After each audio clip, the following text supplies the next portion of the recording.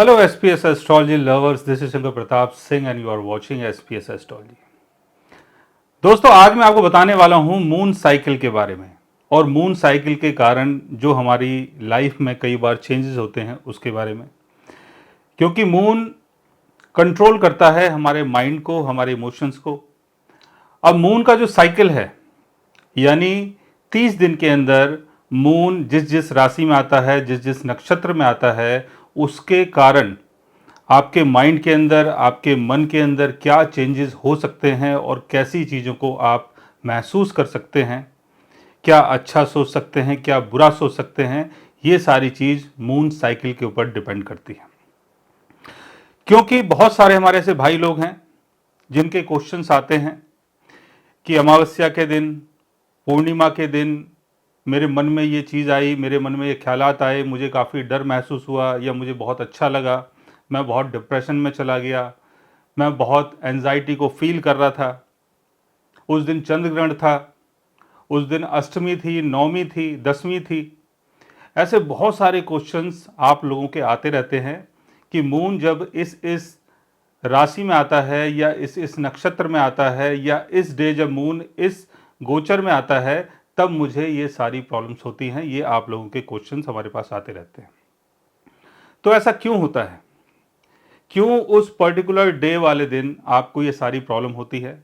जैसे उस दिन अमावस्या है तो आपको पहले से ये फील होना शुरू हो जाता है कि अमावस्या आने वाली है तो उस दिन कुछ ना कुछ ऐसा मेरे साथ होगा। और कुछ लोगों को पैनिक अटैक्स भी आते हैं, यानी उनके साथ ऐसी चीज़ें होती हैं कि वो अपने मनोबल को कंट्रोल नहीं कर पाते और उसके चक्कर में उनको पैनिक अटैक्स आ जाते हैं और उसके बारे में भी उन्हें कुछ समय पहले ही पता चलता है। तो ये सारी चीज़ें क्यों होती है? इस सारी चीज़ों का चक्कर एक्चुअल में मून से क्यों है? क्योंकि मून आपका माइंड है, मून आपका मन है। मून जब गोचर करता है, चाहे वो किसी पर्टिकुलर राशि से गोचर हो रहा है या पर्टिकुलर नक्षत्र से गोचर हो रहा है, तो उस राशि, उस नक्षत्र का जो असर है उस मून के अंदर आ जाता है। अब ये चीज़ें हर किसी इंसान के साथ क्यों नहीं होती? किसी एक पर्टिकुलर आदमी के साथ ये चीज़ें क्यों हो रही हैं, दूसरे लोगों के साथ क्यों नहीं हो रही हैं? उसके पीछे जो रीज़न है वो है आपका बर्थ चार्ट। आपके बर्थ चार्ट में मून अगर बहुत वीक है, यानी मून की कंडीशन अगर बहुत कमज़ोर होती है और मून अगर प्लेनेटरी कंजंक्शन के कारण या प्लेसमेंट के कारण या अपनी स्थिति के कारण बहुत वीक हो जाता है, तब आपके साथ ये सारी चीज़ें होती हैं। जैसे मून अगर आपका कंबशन में है यानी अस्त हो गया है, सूर्य के बहुत क्लोज है, या मून अपने डाब्लिटेशन में है, या मून अपने रेट्रोगेशन में है, साथ में केतु का, शनि का, राहु का उसके ऊपर एस्पेक्ट पड़ रहा है यानी दृष्टि पड़ रही है, या केतु, शनि, राहु उसके साथ प्लेस्ड हैं, या 6th house, 8th house, 12th house के लॉर्ड्स जो हैं वो मून के साथ प्लेस्ड हैं, या मून की placement 6th house, 8th house, 12th house में होती है। आपके नवमशा चार्ट में मून अपने डाब्लिटेशन में होता है और मालेफिक प्लैनेट्स के साथ होता है। आपके चलित चार्ट में मून की प्लेसमेंट ऐसी होती है कि जहां पर आपको पता चलता है कि मून बहुत वीक है। अगर ऐसी कंडीशन आपके बर्थ चार्ट में बन रही है कि मून अगर आपका किसी भी तरीके से अगर वीक हो रहा है, यानी मैलेफिक प्लैनेट्स के साथ बैठ के या किसी भी स्थिति में अगर आपका मून वीक होता है, तब आपके साथ ये सारी प्रॉब्लम्स हो सकती है जो मैंने आपको बताया। ये तो थी एक बात। अब दूसरी बात ये कि हम अगर इन सब चीज़ों को एक्सपीरियंस कर रहे हैं तो इससे बचने का क्या तरीका है? इससे बचने का तरीका मैं आपको बता रहा हूं। इसके लिए आपको अपने मून को स्ट्रॉन्ग करना होगा। पहले आप ये देखें कि आपका मून आपके बर्थ चार्ट में किस हाउस का लॉर्ड है और आपके लगन का फ्रेंड है या नहीं है, और उसकी प्लेसमेंट कहां पर है।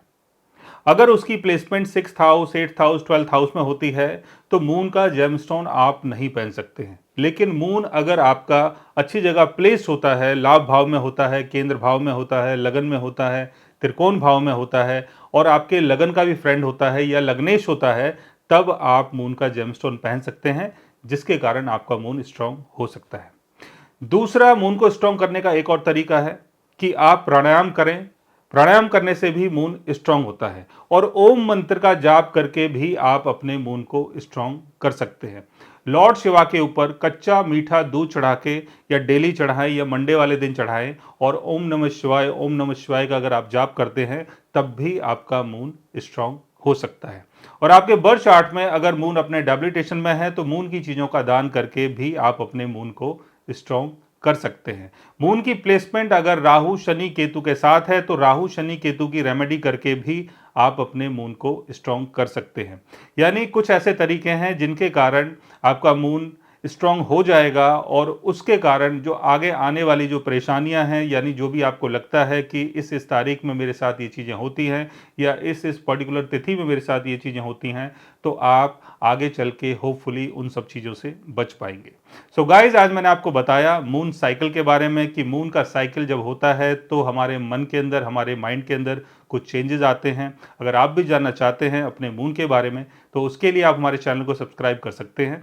और अगर आप हमसे बात करना चाहें, कंसल्ट करना चाहें, पर्सनली हमसे मिलना चाहें तो आप हमारी वेबसाइट के थ्रू, हमारे ऐप के थ्रू हमसे मिल भी सकते हैं, बात भी कर सकते हैं और गाइज आप हमसे कंसल्ट भी कर सकते हैं। So guys, take care, love you all and good bye.